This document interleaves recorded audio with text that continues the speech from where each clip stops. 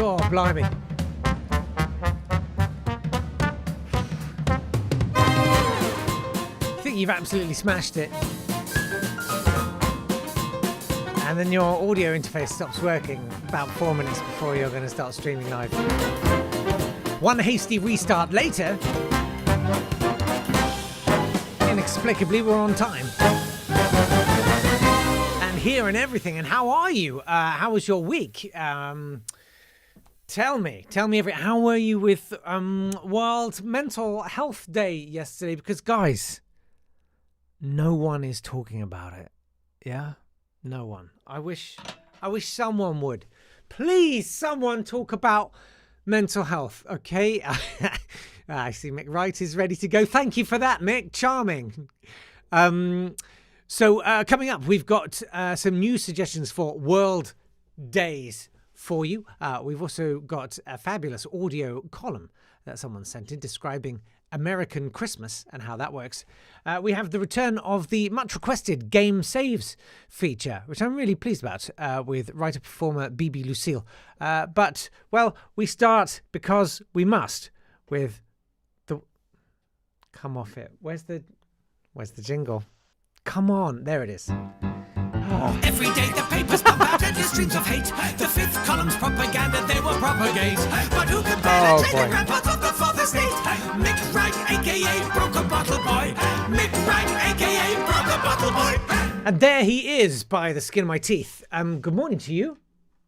Good morning, good morning, good morning, good Oh. morning, good morning, good No, morning, good please morning, stop good morning, doing good that. morning, Stop good doing morning. that. You see, I come away from this podcast every week and I think, oh, I've got this list of great things that I'm going to do. And I thought I'm going to get, what's the guy's name that you're on Times Radio? Matt Chorley. Matt Chorley. Matt Chorley. I'm going to cut together every good morning he says over the next week. And then I'm going to play it to you just to hurt you because I love you and I've got issues. But I didn't do it, and I'm sort of cross with myself now for not having done that. I love the level of production you put into these segments. Full commitment. It gets my fullest... You know, for the listener, I get an email from Jake about 7 a.m. on a Monday morning saying, what we did do then? What we could do in this Don't slot? tell me you never did your homework on the bus. Of course you did. I always did my homework ahead of time because of crushing anxiety. Oh, okay. Yeah. I like to generate my own anxiety. It's, it's good. Artisanal anxiety. Yeah. One of our GT listeners, Jem, he's big on artisanal business. So, you were talking this week in your fabulous newsletter, brokenbottleboy.substack.com, about how the columnist's view of history is sort of like the Mr. Men. Yeah. Well, we sort of cover. It feels like this is like like history goes in cycles, so this slot goes in cycles. I feel we've talked about this before, but one of the most deranged things in the newspapers this weekend, and I'm sure some people might have seen it, was in the Sunday Times, illustrating the latest slab of fan fiction, loosely based on a true story by paper's recently promoted chief political commentator Tim Shipman, is the red flag, the communist red flag, and on it, you've got Engels, you've got your Lenin, you've got your Stalin, and then at the very end you've got Boris Johnson, who, according to the Sunday Times, is a red Tory. We're talking a man here leading by almost all measures a far right government. But apparently he's a Soviet now. Interesting as well to see that they've just knocked Karl Marx off the end of the flag. Karl Marx is gone, and at the opposite end, replacing him is that well-known Marxist Boris Johnson. What's interesting about this is, you think about it, if you go back to 2019 election and the way that the Labour Party manifesto policy around expanding broadband provision was framed not just by newspapers but in BBC straplines as broadband communism. When you see this, and you see a Tory government being described by the right-wing press as framed in this way as are they almost kind of like statist communist government? It's about reshaping the Overton window. What is acceptable policy to squeezing it down to the size of a cat flap, effectively. Yeah. Well, because- see, in your book, you know, broadband for all would be some sort of, I don't know, leveling up.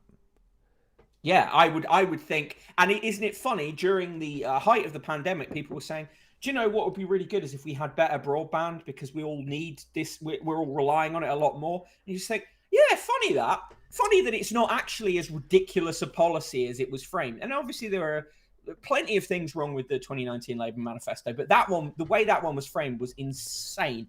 And this kind of thing, this kind of it's just bizarre. I mean, how can you frame yourself as a serious political commentator and have your byline picture sat beneath an image that puts Boris Johnson beside Stalin, Lenin, and Engels? It's just it's a level of historical illiteracy that just it beggars belief. I almost, as I was writing about it, I just thought, well, this is so fucking stupid. Oh, I swore again. Sorry. Apologies. It's so stupid that it's almost not worth talking about. The newsletter should have been like just a picture of that and me just pulling, you know, a bemused face. And this is while we've got Boris Johnson is in Marbella, staying in a villa owned by Lord Goldsmith. What's wrong with that? During a time of crisis, and we've got the press from the FT to there was someone from the FT and someone from the Guardian on Times Radio yesterday, which I was listening to as a sort of form of self-abnegation. Why do you do this? Why? But they were both asked by Tom Newton-Dunn, a man who I would just say, for legal reasons, I would just say, look up times that Tom Newton-Dunn has been mentioned in relation to employment tribunals at the Sun. That's all I'm saying. I mean, hang on, because you got to understand, this is a newspaper famously called The Current Bun. Yeah. You know, this is the paper that loves the Cockney rhyming slang. Yeah, yeah. So Tom Newton-Dunn, Industrial Tribunal at the Sun. Is that? Yeah. Okay. Yeah. So just look that up. But anyway, so Tom Newton-Dunn asks Jim Pickard of the FT and Gabby Hinsliff of the Guardian, well, what do you think about Boris Johnson going on holiday? And they both said, oh, you know, he deserves a foreign holiday. He hasn't had a foreign holiday in a year. You know, it should. You know, it's well deserved. And you just think, well, we have no plurality in the press, do we? You know, no. From broadsheets to wank rags, they just all agree, oh, well, you know, he deserves a foreign holiday. I haven't had a foreign holiday in, let me think, about 15 years. But you know, right. Let's, you know. I'm going next week. Well, there you go. Yeah. Also, I mean, one way you could say, well, you know, obviously after his jokey performance at the Tory Party conference and the reshuffle in which he moved a lot of people around it, he was exercising no rabs before marbs. No rabs before marbs. I had to get that joke in. That joke was in the newsletter yesterday, okay, but I'm going to recycle it. Here's my shoe, and here's my attempt at a historical Mr. Men. I don't know if you remember the 1970s TV series narrated by Arthur Lowe. I remember. You're a boy. Re-showings of it. This is my attempt at it. Here we go.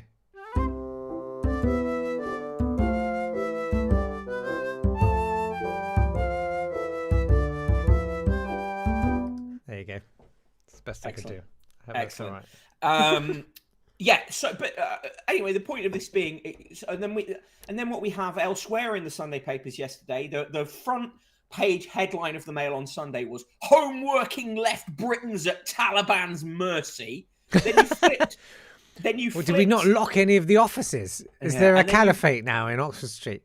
And below that was a They Live style white on red logo that said demanding "Get back to the office." Wow. Which is incredible. And then you flip in a few pages and you find Duncan Smith, who proves that, you know, the thing that we learned from cartoons where if you get a bonk on the head, it changes your personality. That hasn't worked with him. Or it may be that traffic cones just aren't the right object to do it. But anyway, he wrote... Do you know, every time I see him shortened to just his initials, I always read it as irritable bowel syndrome. Yes. So Ian Duncan Smith gets a full page in the Mail on Sunday yesterday for a piece headlined, "In the 1940s, they kept coming to the office, even when Hitler's bombs were raining down." Yeah. Well, that's right. Coronavirus, famously like the Blitz, famously like that. That's right. The other thing to say about that is, actually, if you look into the history of it, many offices in central London were moved to locations outside of central London. The notion that we just went, oh, just keep them all there, it's fine. You know, The other thing, of course, is coronavirus it works all day round, whereas the lazy Luftwaffe only works at night. That's true. Yeah, but actually, you talk about this. My grandmother, my maternal grandmother, she caught bomb off someone who had bomb 2 roads down. They'd gone to the same supermarket and fingered the same packet, the same tin of sardines. And she caught bomb off a bomb a couple of streets away. That's how bomb spreads, you see. It's exactly the same as the coronavirus. What you do is when you bring your shopping home, you have to wash it down. Just to wash off the bomb. Has gone You never know if there's bomb when you're washing. So that's yesterday, right? And today, Claire Foges, I didn't read that. I can't. It's all paywalled. I'm not giving the money. Today, Claire Foges, the Times' is famously rational person who a few months ago wrote a column about how we need more strong men like Erdogan. So that tells you what. And has written many columns about her dislike for gypsies, Romy, and traveller people. Wow. Her column, the headline is, "Don't bet on a hard winter toppling Johnson. We've got used to a degree of chaos during the pandemic, and many secretly enjoy the chance to show some Blitz spirit." There you go. This is a column written in a serious newspaper by a woman being paid a vast amount of money for these kind of insights. Yeah. The thing about the Blitz spirit is a gin. Is a propaganda myth. Okay. Blitz spirit is a gin, but it's also a propaganda myth, right? There was during the Blitz there was a huge amount of looting. There was a vast uptick in rapes and violent crime and singing. And many people singing. Yes, and many people were seriously mentally affected by it for the entirety of their lives. The thing that you'll get, there were a few weeks back, there was a column. It may have been I think it was might have been Richard Littlejohn, but it was someone in the Daily Mail who said, yes, the picture of the milkman walking through the rubble isn't real, but what it represents is real. And you just sort of go, okay, right, that's where we are with it, right? Yeah. It doesn't. What's true or false doesn't matter. That's just quite Room 101, that, isn't it? That's probably. Yeah. I love that description. I mean, because let's bring up Orwell, because all the columnists do. The bit when he finally starts to see that 2 and 2 can make 5. Yeah, okay. And that's what we're told consistently. And for me, the notion that you have a well-paid, comfortable columnist saying this. Well, okay, go and live on universal credit throughout this winter in a flat that is poorly insulated, making choices about whether you're going to feed your children or turn the poor heating on, and then tell me that you are reveling in the Blitz spirit. These people can say this because they could go, oh, well, I couldn't find my favorite type of biscuits, so that's equivalent to the Blitz, Yeah. And I'm going to be writing about this later, but one of the things that I've been thinking about is my gran doesn't go to the supermarket anymore. She gets this. My dad sorts out this shopping for her and delivers it to her. Because she doesn't want to catch bomb. No. I've got a serious point. I'm really sorry. I'm being really. This is it's awful. I'm just doing awful jokes, and you're talking about really serious, including mental health, mate, which no one's talking about. No one's talking about it. It's never spoken about. No. Well, she turns 90 this coming year, but a few years back, I used to go to the supermarket with her, and I was thinking about the fact that she now lives in a world where she can just buy cream cake, right? Just buy a cream cake off the shelf. Really enjoys that. Like she would. Whenever I've talked to her about the war, and she was a teenager by the end of the war, so she was, a youngish child at the start of the war. Yeah. People of her generation who grew up with that fear. And actually in those conditions, because you remember the privation of the war goes well into the 50s, like rationing goes on for ages. They do not look back at the Blitz and go, oh, what, oh, you know, and wonderful days, and go, oh, wonderful days. They think we've gone beyond that, right? And when you talk to people, obviously most of them are dead now, but people I've talked to back, 10, 15, 20 years ago, talking to people who had served in the war, and you had to really draw it out of them to talk about the war. And when they did not give you this Sunday afternoon matinee film version of what it was like. No. And it is insane. It is just insane for someone like Fogus to be writing, people secretly enjoy a chance to show some Blitz spirit, a propaganda myth. And actually, it's offensive to me that you talk about back to the wartime generation and this notion of constantly bringing it back to saying what they were trying to do was have a world that wasn't like this. A world where people could live better life. Just say, we should all toughen up and. But I mean, this is a sort of that there are food shortages. This is a universal. It's maniacally insane. I want you to take some Mick time at some point today. This is a universal trope, though, isn't it? That the people who are sort of who've lucked out, who are in the okay half, always think that the system serves the lower half extremely well. As Boris Johnson famously saying, we need inequality because that's what makes people. Try harder and get places and stuff. And, Cilla Black was the same, said, well, I worked really hard. And, these people just don't want to work hard. I know that Cilla Black is not necessarily a preeminent person that we should be cross about, but maybe we should. She was notoriously rude on planes. Yeah, and everywhere. Can I just check with you because I don't really understand. I don't really have a handle on anything at all at the moment. But I thought that was your brand. Increasingly so. I'm trying to occupy that niche. So I want to effectively de-splain rather than mansplain. I want to literally make things less understandable. Is boosterism simply saying, oh, look at that. That's great.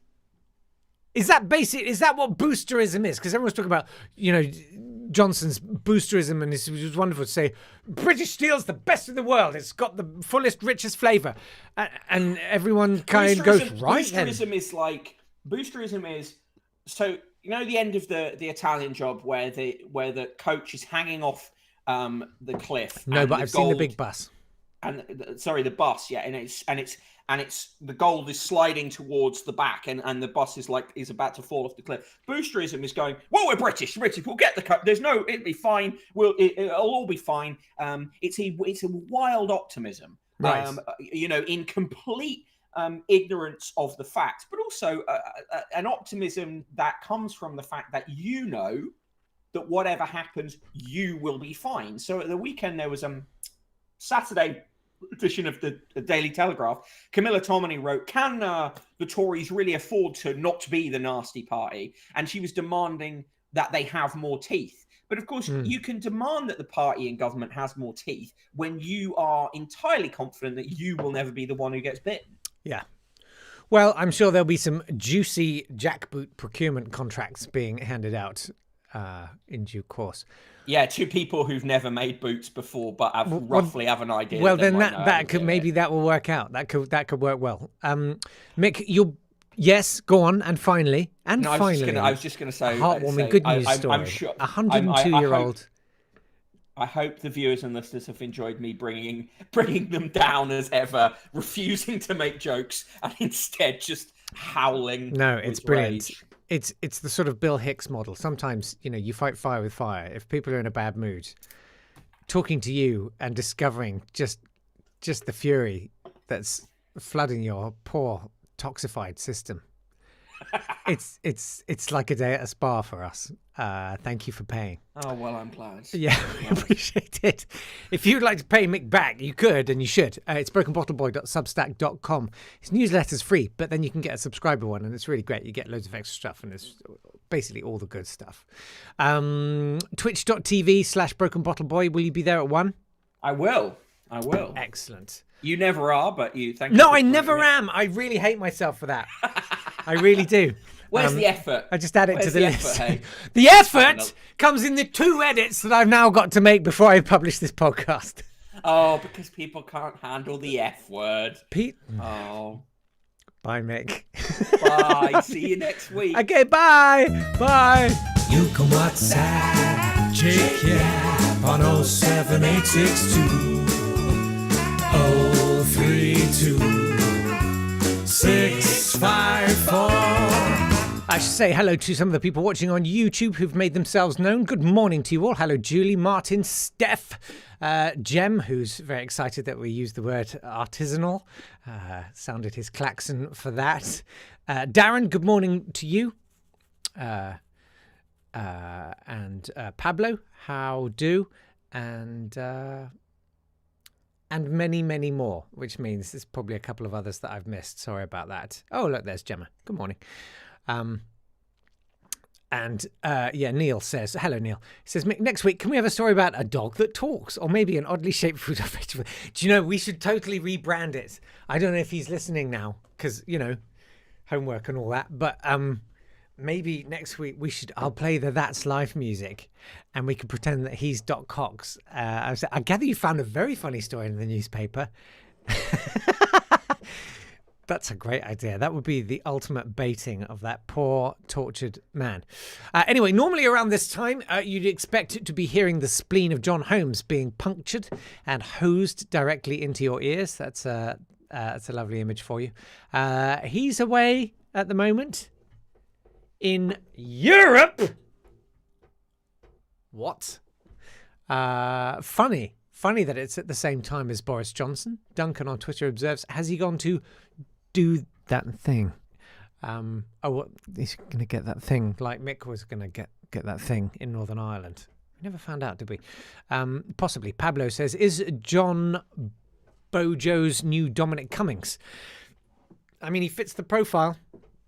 He's got swagger. He's unafraid to tell it like it is.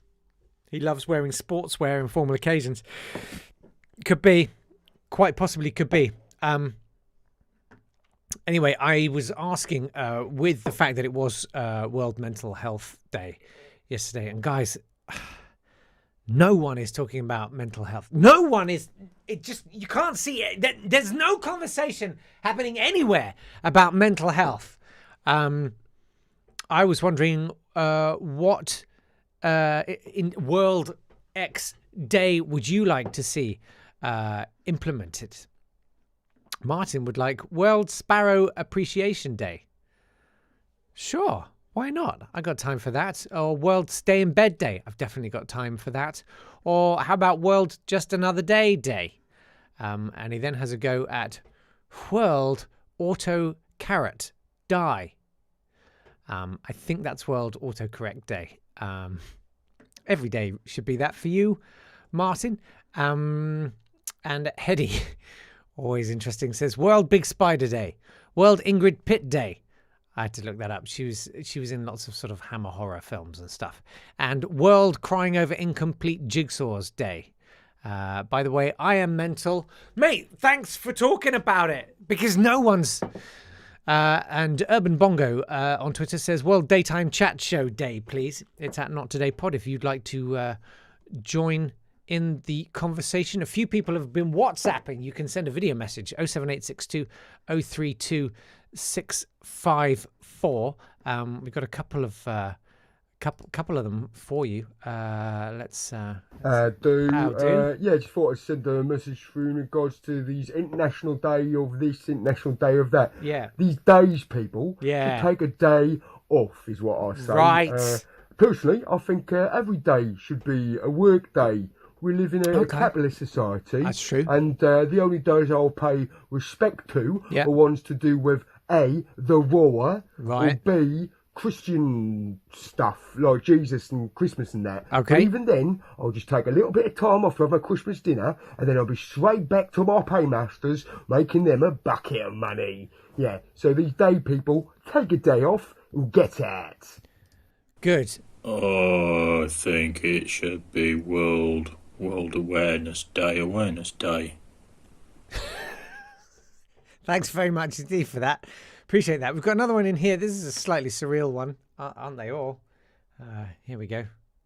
Come on. Hello, Jake. Hello. I'm a long-time listener, first-time caller. Please excuse my voice, Jake, but I'm on a number of databases through no fault of my own, and I would hate to see you get demonized again if they recognized me. Sorry, I mean demonetized. I've always been very suspicious of all of these World Days that seem to keep happening. I think it must have started with World Book Day. You know the one, don't you, Jake? Yes. You send your child to school as a minor character from a beloved children's book. Yeah. And 2 hours later they've been brought back by the police. They're sobbing. You've been given an official caution and you've wasted half a tin of boot polish. Of course, there are many other days now. We have wear purple for World Dementia Day, wear green for Earth Day, wear, well, something for World Colorblindness Day and so on. Anyway, my issue with all these days is a lot of them are very negative really when you think about it. There's Anti-Pollution Day, Anti-Bullying Day, Anti-Racism Day and so on. Why can't we have the more pro-something day? Because you know racists are people too, Jake, so why can't they get a day for themselves? I think World Racism Day would be a fine idea, and I know you will too, Jake.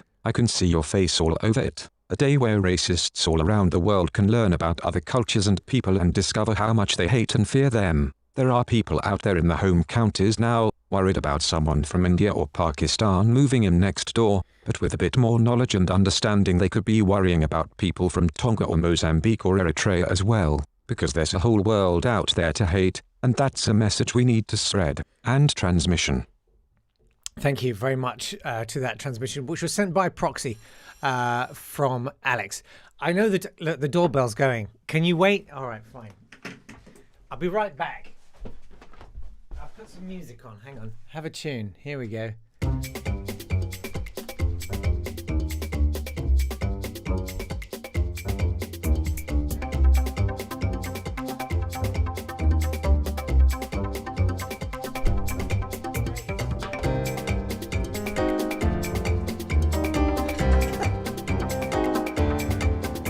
Thank you for holding. I mean, you know, it's a live show. You can't necessarily... Neil says he'd like World Eat What's It's in Your Pants on the sofa while watching cartoons, even though in your 40s day. That's every day for me. There's a lot of traction for That's Life with Mic Wright. I think that's a really good idea. Pablo says that's Mick. Darren says amusing root vegetables. Jem demands a talking dog, and Darren simply says it's sausages. I think this could definitely work. Well done for all of that. We have got some more reaction. Jolyon near Oxford has been in touch in terms of World Days. Hello, Jake. Hello. This is Jolyon from near Oxford. Hi. You've asked about World Days, and what I'd like to see is a celebration of our wonderful British humour as portrayed in the classic bawdy films of the 60s and 70s. Right. I think Carry On World Day would do so much to boost the morale of the nation and, by association, the world, as which country could possibly be uncheered at the prospect of a happy United Kingdom? Carry On World Day would allow us to get back to traditional comedic values, such as reducing a woman's presence on screen down to a selection of body parts to ogle, or enjoying the spectacle of an early middle-aged man attempting to coerce a teenager into having sex with them. What a great time for Britain it was. It really Total was. pip.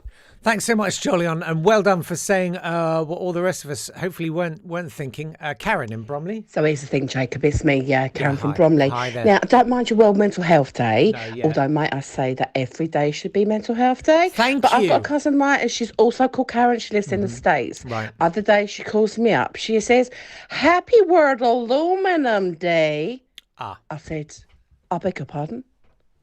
I beg your pardon. Yeah. I'll have you know I do not recognise that event, and I will wait until the 2nd of November. Thank you very much to wish you a happy British Aluminium Day. Thank you. No world or international days, please. Just good old British days. Thank you very much. Thank you very much indeed. And of course, let's not forget, aluminium is quite a contraction. The actual full name of aluminium is Alumini Winnie Crini Finny Finny Pinny Penisium.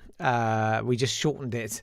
But, you know, still too much for the Yanks.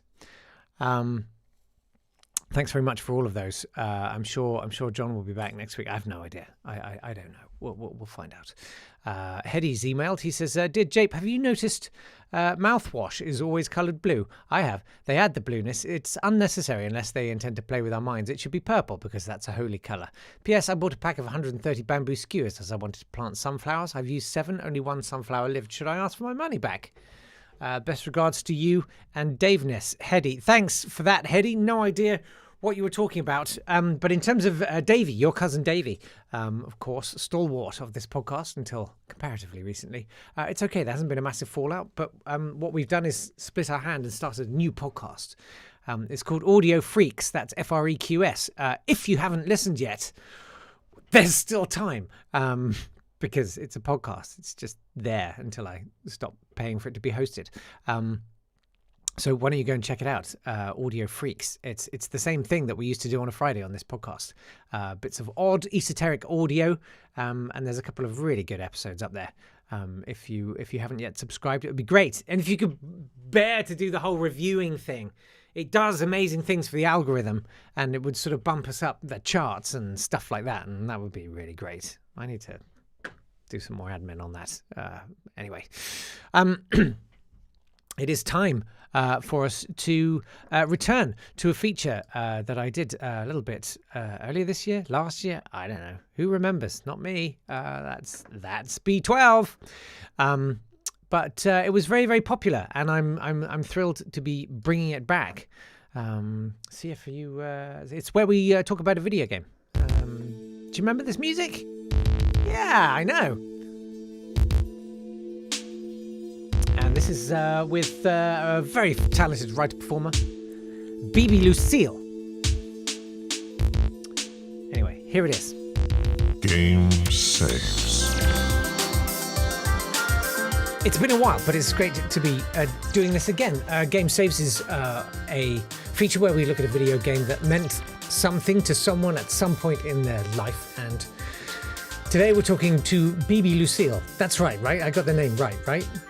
Yeah, spot on. First time. Okay. Some people say Bibi, which always really upsets me. I can imagine. And you're a writer-performer. We're going to talk about your show, Meet Cute, in due course. Hell yeah. But first of all, what is the game that you've chosen? So my chosen game is Best Fiends, which is pretty lame. It's not lame. It's one of those... Oh, it really is, though. It's one of those phone app games. Does this mean anything to you? Because I'll tell you right now. Memories. You had me with the music. It feels like a game brilliant. from a certain era. In as much as it was kind of around the Peggle era, where everything was sort of happy, blue sky, sweet little casual games, and they all had charming music like this running. So true, but with that hint of adventure and danger. Yeah, but not a lot, let's be honest. Not a lot of risk involved. I've played a little bit of it when I went to the loo about an hour ago. So this is, and I was a frog who had to clear some slugs out of a garden. Yeah. And that's about my comfortable level of peril nowadays. So, so where and when did you play this game? This is Best Fiends, yeah. So I played it for 2 years in sixth form. Right. And also, I mean, I've got a pretty stubborn personality, so the second I start something, I'm like, well, I've got to finish it. Okay. And little did I know, I don't know if there is an end to that game. I think it's just an endless depth of weird tasks. And I think I got to level 200. Wow. But yeah, it was all throughout sixth form, just like in class and waiting for the bus and before bed, like an hour before bed. Sure. I would say it was an addiction. I used to have dreams about it. I'm guessing this is one of those freemium kinds of games where it says, unlock more slug pellets for £3.49 or something. Oh, yeah. And I've been playing quite a few of those games. And it kind of reminds me, for a long time, I was obsessed with, I called it Joyless Obsessive Dual Compulsion 8. It was actually called Gummy Drop, but it's a Bejeweled clone. where you just put things 3 in a row and then they go away and it's all tidy and you get pretty lights. And this is a similar sort of thing where you sort of draw a line and those gems that you've drawn a line along disappear. Yeah, right? and it really satisfyingly pops. Bit Candy Crushy, but I would say better. Yeah. And at the moment, I've been playing a game called Merge Dragons, which is where you put 3 things in a row, and instead of popping, this is the angle, right? This is the twist. Oh, it makes one thing of something slightly better, sort of upgraded. So you merge 3 seeds, and then you get a sort of little shoot, and then you merge 3 shoots, and you get a flower. Oh, get out. That sounds unreal. Well, you know, one of the listeners had played it. I mentioned it last week. I do a watch along, and one of the listeners said, "Oh, yeah, I've played that. I'm taking a bit of a break from it for now." I was like, what's your problem? 3 days later, having had no sleep, I suddenly understood that this is a problematic game. Like, I couldn't leave it alone. And so you had this with Best Fiends? Yeah, very similar addiction. I think the second you actually start having dreams about it, that's when you know it's time to stop. Yeah, every time. And it scares me to think the amount of hours of my life that were taken, and I didn't even complete the game. That's the most heartbreaking part. It's still there. It's waiting for you to jump straight back in. You could do it. Don't get me hooked again. No, okay. Very dangerous. Terrible, yeah. But what was your life like then? You know, what was it about this pretty coloured world where you were annihilating slugs, which, correct me if I'm wrong, I mean, you are vegan. You got a problem with slugs? You got a problem? Oh my God, I didn't even put the 2 together. I'm a bad vegan. You're a bad vegan. Maybe that was my, like, catharsism. Okay. Was to, if I have to be so good to animals in the real world, then let I'm me going to be an absolute slugs terror. in a game. Yeah, sure. Yeah, I'm going to be a terror. I think it's Red Dead Redemption, isn't it, where you actually have to skin, like, cattle. Oh, really? Or something. Yeah. Oh, no. It's like, I can't play that game Brutal. as a vegan. Yeah. When did you turn vegan, out of interest? I'm jumping around now. That's all right. 7 years ago. I remember on my 17th birthday, I was like, that's it, no more cheating. And because the idea, I sort of saw veganism floating around when I was 14. And I was vegetarian, so I was like, what is this weird vegan thing? And if I claim to love animals, I should probably look into it. And then obviously saw all the nasty videos and agreed with like everything. But yeah, I did struggle though. I struggled for about 3 years until 17. I was just like, right. Okay. Enough. So that does tie in with Best Fiends, that the yin yang, as you became more peaceable in real life, so you began the annihilation of invertebrates. Oh my God, that's so true. I was 17 when I started playing Best Fiends. Yeah. Wow. You're honestly, Jay, I think you should be like a psychologist or something. Do you know, we're delving into. I think obviously number one job, if I didn't do this, would be proctologist. Obviously, number 2. No, yeah. Definitely. Number 2, psychologist. Either way, you're getting right in there and interfering with people. Was it a happy time? Like, did you enjoy the 6th form? Did you enjoy school, or were you escaping? Yeah, escaping. So I'm not a very depressed person, kind of always been like quite a happy kid. And then, God, something about that place absolutely destroyed my soul. Yeah, so I was just so depressed for like 2 years, but I felt like I had no reason to be because I've got such a great family and, I had friends. Mm-hmm. I wasn't too much of a loser. Maybe that fit with the game I was. But yeah, just a terrible time. And then I guess playing the game was it was a really lame rebellion against the school I hated. Right. It was almost like, I'm not going to listen in class because I'm just going to be on my phone all the time. Yeah. And also I had no one to talk to on my phone. So the only thing that I could do was either scroll on Instagram or play Best Fiends. Yeah. And yeah, it was also like the ultimate procrastination because they gave us so much work to do. Right. My mind would be like, oh. Did you go to a different 6th form? Or was this an extension of school? Okay. Yeah, so I went to a really, really great high school and then, I went to that 6th form and it was just completely different. Wow. What were you studying? I studied drama, literature and photography. So all the ones that people don't take seriously, except for literature. Sure, the strong vocational, sure. Yeah. And they were they were really obsessed with like Oxbridge and getting into Russell Group universities. And I didn't want to go to university full stop. So already that, I was kind of like, oh, great, here we go. Yeah. Bunch of work I don't want to do. Did you go to university in the end? No, I didn't. I sometimes wonder if that was the right choice, because people say it's like the best 3 years of your life and you make amazing friends, but every time I would go and visit my friends at uni or at their uni town, I was like, I made the right decision. Like, I knew it wasn't for me. Meet Cute, which is this, it's a one-woman play. Is that right? Yes, yeah. That's just me, baby. Garnered 5-star reviews and is having a little run coming up, which we'll talk about in a minute. But tell us a bit about its inception and what it is. So it is, I wouldn't say autobiographical, maybe more based loosely off of a true story. But because of, the sheer passion for veganism, every guy I've dated, I've always been like, look, this can only go so far unless you're vegan, because it's such a core value, And I had this track record of turning my boyfriends vegan. So that's over great. lockdown, I mean, we're always looking to recruit. I mean, that's the whole purpose of this interview. And there are some very long-suffering listeners to this podcast who are still staunchly omnivore. And I kind of salute them because they've endured so much of a drilling from me, of which this is part. So well done, because we are always recruiting.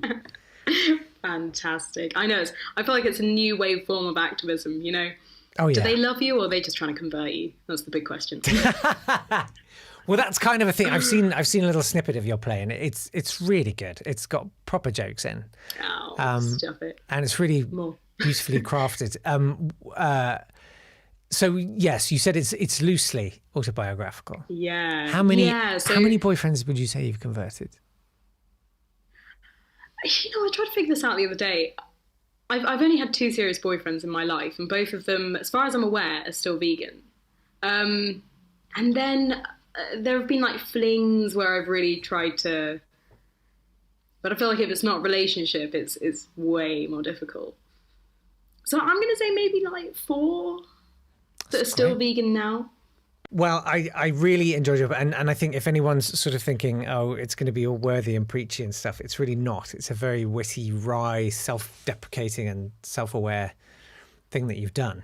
And so this was... Those are all my middle names. This was... It's a great play. Where can people see this play and when? Wow. So it's at the Bread and Roses Theatre in Clapham from the 19th to the 23rd. And it's on every evening at 7:30.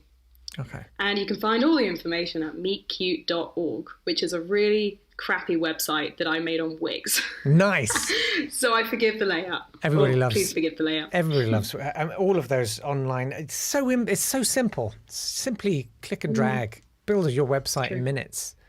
You'd think it was simple, but you should see the atrocity that I've created. No, it's great. I think basically, unless you're a hairdresser, there's no way of easily making a website. Like, they're all just designed for florists or hairdressers. So that's meet as in MEAT. Yes. Meetcute.org. Brilliant. That's the one, meetcute.org. And we need audience members for Bread and Roses because the numbers are looking a bit sad. Okay. I mean, I'd make the point this is my desperate plea. Bread and Roses is a perfectly acceptable vegan starter. So you're in the right venue.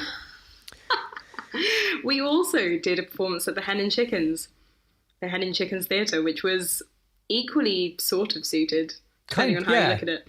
Yeah, I mean, it depends what verb precedes. Like, if it's liberated, that's great. What's the context? Yeah, if it's minced. The liberated hen and chicken. Yeah, it's less good. Less of a starter, more of a main course. Well, listen, good luck with the run. Thanks so much for sharing your game save with us. And I'm sure people will come flocking like hens and chickens. So good. It was such a dad. Yeah, I'm a dad. There you go. I'm going to try and do some more of those game saves. I'm a fan. Hey, I tried to do a costume change. People observed that because that was a pre-record, it looked like I'd done a costume change. People watching on YouTube, don't forget it's youtube.com/nottodaypod. If you subscribe and click on the little bell thing, then you'll know when I'm going live. The best I could do was this. It's a wig. It's a Mohican. It's a great look. It's a really great look. We've had a nice email. It's not today at swanburst.com from Lindsay. She's a long-time listener over in the States. Is it Boston? Somewhere like that, Massachusetts. Is that where you live, Lindsay? I can't remember anymore. It says, hi Jake, your recent episode about the traditional British Christmas got me all nostalgic for the traditional American Christmas. So I made a recording about it. You're probably wondering why I didn't send this via WhatsApp. It's because I can't figure out how WhatsApp works. That's fine. Anyway, happy/merry/Christmas. Lindsay, this is a lovely little piece, I think. Very charming. Hi, Jake. Hi. It's Lindsay Hi. from America. Yes. You were talking about a traditional British Christmas. Yes. And that sounds really nice and all, but you really need to hear about a traditional American Christmas, because that is where it's at. Yeah. Traditional American Christmas starts in October Perfect. or late September, around there. See, that's when all the Christmas stuff starts appearing in the stores. We're getting there. It starts in the back of the store, and it worms its way up to the front like some kind of a lizard or a serpent. Something weird and creepy like that. Like you're sitting there like, oh, what a nice plastic skeleton to buy for Halloween and display on the porch. Oh, that's so nice. And then you turn away, and then you look back, and it's a Santa. It's not a skeleton anymore. And you're just like, what happened? American Christmas. That's what happened. F you Halloween, F you Thanksgiving. It's time for American Christmas. Nice. Also, all the radio stations are going to start receiving phone calls from people saying, I know it's October, but I want to hear Christmas music. Wow. And I don't know how to use Spotify. Just like Lindsay doesn't know how to use WhatsApp. That's okay. That's okay. Yeah. That's just going to happen. That's fine. So then we get Thanksgiving. And that's when you go to your grandma's house and she serves you a turkey. And you eat the turkey. And then as soon as you're done, second that you put down that fork, you get up and you run out the door to the mall. Do you help with the dishes? No. Do you help put away the leftovers? No. Do you hang out with your family? No. Of course not. Why would you do that on Thanksgiving? You go to the mall. Why do you go to the mall? Because the day after Thanksgiving is Black Friday, and you have to get in line so that you can be the first person in the mall to get into the Walmart to buy an overpriced television set that is on sale. Come on. We're doing that now. Now, this is a time-honored tradition in America. We love Black Friday. It's what we do best. We get in line and we wait, and we fight with the people who are in line. Nice. Someone got like tased one year. It was crazy. In Florida, I think that happened. Somebody got pepper sprayed one time, also in Florida. I know. The rest of the country, we've got to step up our game. But we can't all be like Florida. Yeah, Just this can't should happen. be like Squid Game. So that's what we do. We wait in line and we fight with the people in line. And then the minute that door opens, we trample the employee and we go running inside and we fight with people over stuff that we want to buy. Yeah. No lie. One time in the 90s, I saw two people fighting over a Tickle Me Elmo, and it scared the heck out of me. But that's a time-honored American tradition of fighting with people over objects. So then in December, that's when Christmas really ramps up. All of that was the preamble to Christmas. December hits, what do? We turn on all the Christmas music, we turn on all the Christmas lights, we decorate, and then we watch our favorite Christmas movies. Of course. What are our favorite Christmas movies? Well, they are movies that truly embody all American values. So we're looking at films like Home Alone, where a small child is abandoned on Christmas by his family. They straight up forget him. Yeah. And they leave the state. They go on an airplane and they leave, and he's alone in his house. And two grown adult men attempts to break in and harm that child. All they want to do is hurt that little kid. It sounds so funny. I haven't seen it. And that kid is, actually that kid's very smart, and I think possibly could be an engineer when he grows up. So he rigs up all these big, insane Rube Goldberg-type traps all through his house to brutally maim the two adults who are trying to kill him. This is so heartwarming. The kid is very happy about this. By the way, he relishes the violence, every single second of that violence, which is nonstop, by the way. You do not get time to breathe during this movie. It's just wacky slapstick violence. Sounds great. Those two men should be dead. Sounds like Die Hard. They should be dead, really. But, you know, it's American tradition to watch a very violent movie at Christmas time. Yeah. The other American traditional movie that we love is Dr. Seuss's How the Grinch Stole Christmas. Okay. See, that's a movie about the Grinch, and he just doesn't really like Christmas. More accurately, he doesn't like all of the noise, is what it is. See, he lives on the top of Mount Crumpet, and all the Who's down in Whoville make so much noise that he can hear it. And it is interfering with his life. He can't sleep, he can't get stuff done, he can't concentrate because his neighbors are so darn noisy. Like that. And he's like, guys, will you stop with the noise? And the Who's are like, no, we will not stop with the noise because it is Christmas, and Christmas is all about noise. Endless, incessant noise. I couldn't flush the toilet so the Grinch before is 7 like, a.m. fine, I will take the law into my own hands and commit several felonies. 9 a.m. So that's what he does. He goes to Whoville, he breaks into all the houses, he steals all of the stuff, all of the toys and the decorations and all the food. He really goes overboard. He's just stealing everything at this point. I'd just leave it in and a the bucket. next morning he's like, there, I did it. Christmas is canceled. Outside of And the Who's are like, not so fast, because you didn't steal the one thing that Christmas is really all about. Our ability to make incessant noise. So they keep making noise. Also, he couldn't steal the spirit of Christmas because that lives within each of us. But it's really more about making a lot of noise because that's what Christmas really is. Just screaming. So they just make more noise. And finally, the Grinch just sort of snaps. And he's like, okay, fine. I give in. Have all your presents back. You know, have Christmas. Fine, I will just embrace the noise. I don't care anymore. Okay. And he embraces the noise because that is the true spirit of Christmas. That's nice. Browbeating another human being, or in this case, a Grinch, into celebrating. Misophonia. So those are some of the classic Yeah. films that we like to watch. We also watch A Christmas Story, where a young child is on a quest to obtain a firearm for Christmas. That's really the most American. That's what every little boy and girl wants for Christmas, isn't it? A little kid wants isn't a it? firearm for Christmas. Sure. Yeah, it doesn't get more American than that. That's gorgeous. And then we also love It's a Wonderful Life, where Jimmy Stewart complains for 2 hours and then decides that he likes Christmas. I don't know. I always fall asleep when I watch that movie because it's boring. Yeah, above it is all a terrible else. film. It's very boring. Yeah, it sucks. And then, of course, there is Die Hard. Now, a lot of people debate whether or not Die Hard is a Christmas movie. Yeah. I'm not going to get into that. No. What I think, though, is that the true spirit of Christmas is Bruce Willis throwing Alan Rickman off of a tall building. Yeah. And shouting profanities into the night as he does so. That, to me, is what Christmas is all about. So, you know, I really loved the look at a traditional British Christmas, but I wanted to share with you, my British brothers and sisters across the pond, I wanted to share with you what a true American Christmas is like. It's about consumerism. Yeah. And noise. And violence. Gorgeous. Thank you. Thank God you. bless America. God And bless you know America. what? God bless America. God bless you guys, too. You're all right.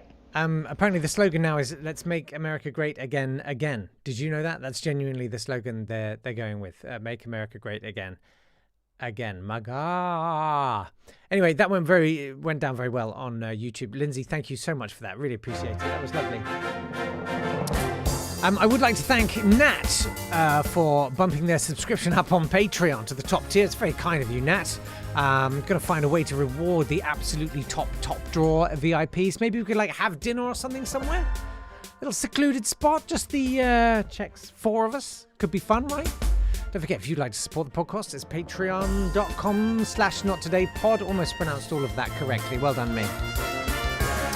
You take care of yourselves. Be back next week. Don't forget Audio Freaks. Don't forget the Vegan Life podcast. Anyway, that's all the business. All right, see you. Bye. Bye. Love you. Bye.